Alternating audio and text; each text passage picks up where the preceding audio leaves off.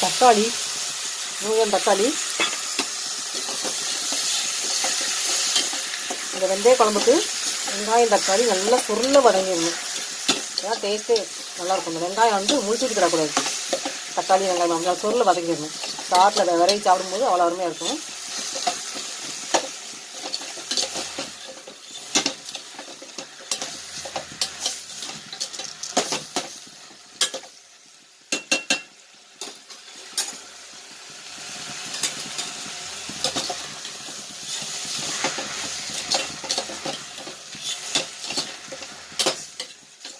வெந்தய குழம்புக்கு நல்லெண்ணெய் தான் டேஸ்ட்டு. வேறு எந்த எண்ணெய் ஊற்றினா அந்தளவுக்கு டேஸ்ட் இருக்காது.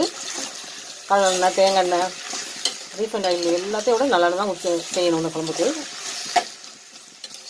பூண்டு குழம்புக்கு, வெந்தய குழம்புக்கு, வெங்காய குழம்புக்கு